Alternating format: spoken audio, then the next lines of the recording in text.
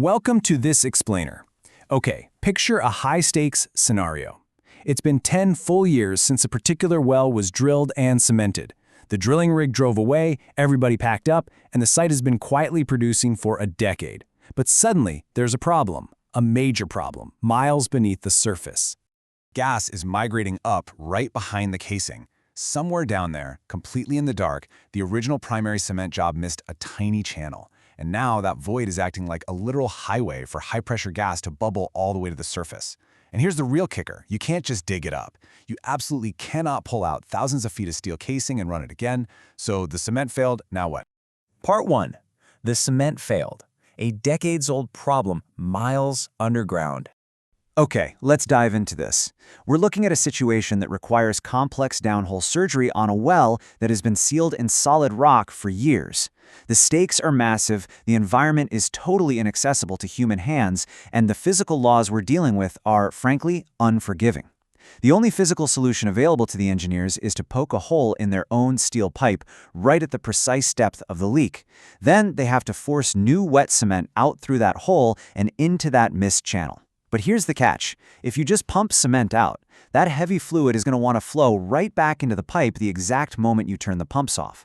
We need a specific tool, something that lets cement go out one way and absolutely refuses to let it come back. Which brings us to Part 2, meet the cement retainer, the absolute hero of downhole surgery.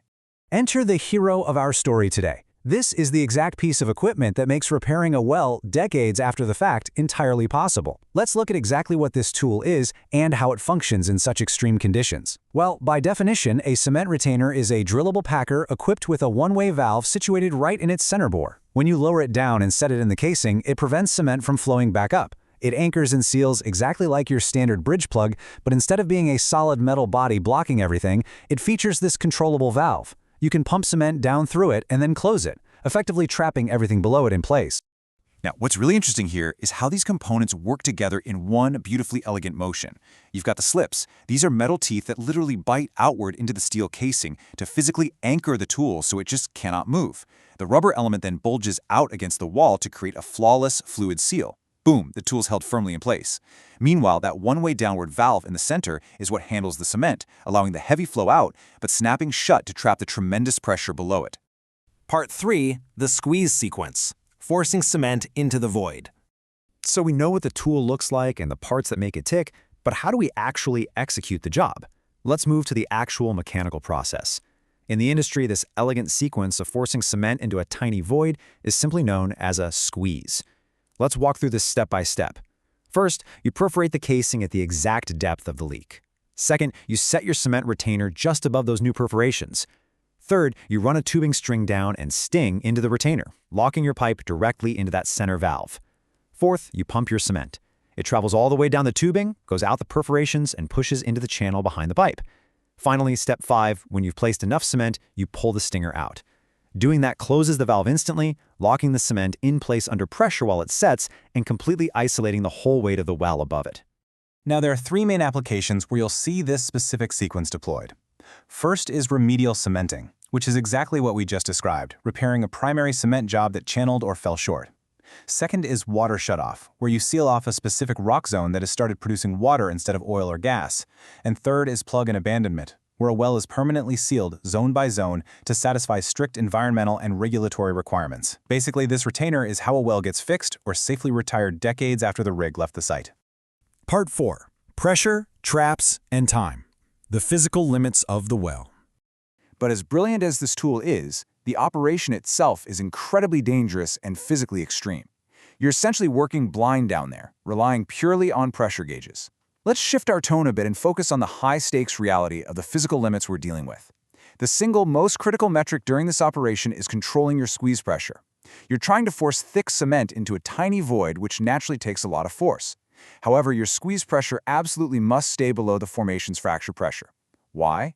Because you want to fill an existing channel, not crack the raw earth open and create a brand new one. To manage this delicate balance, operators use a technique called the hesitation squeeze. You pump a small volume of cement, you stop, and you let the pressure bleed off a bit as liquid filtrate physically leaves the cement mixture, making it thicker. Then you pump again.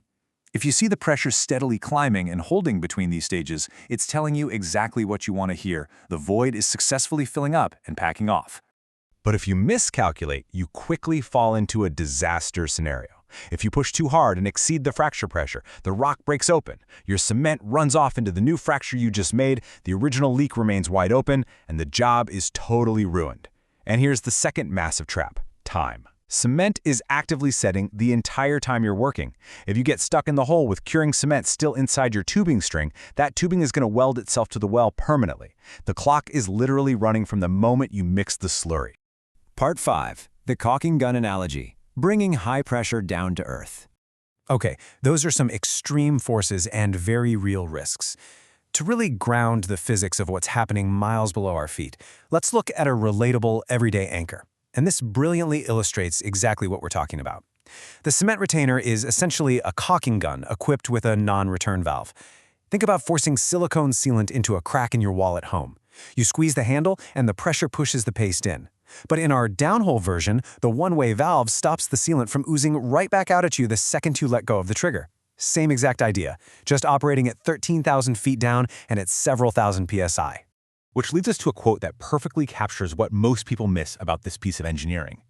It isn't primarily a sealing tool, it's a pressure holding tool. You see, cement absolutely needs to cure under pressure to fill a void completely and properly. Without the retainer, the moment you stop pumping, the pressure relaxes and the cement just falls back. The retainer's real job is keeping that squeeze firmly applied long after you've pulled your tools out and left. So let's test yourself here. Put your active problem-solving hat on. If you've perforated the casing and you need to get cement into that hole, why use a specialized drillable retainer at all? Why not just pump cement straight down the entire casing, fill it all the way up, and let it go out the holes naturally? Have a think about that for a second. The answer really comes down to time, money, and simple physics. Without a retainer, you'd have to fill thousands of feet of your own casing with cement just to build up the pressure needed to push it out the perforations. Then, you'd have to spend days drilling every single foot of that solid cement back out of your pipe. Furthermore, as we just learned, you couldn't actually hold the squeeze pressure once the pump stopped. Using a retainer localizes the job. The cement goes only where you want it, the pressure stays trapped exactly where you put it, and later, you only have to drill up a few feet of the tool itself. It's incredibly elegant engineering. Decades from now, when the primary cement on a well eventually fails, in the dark, miles underground, it's the cement retainer that will step in, lock in the pressure, and save the well.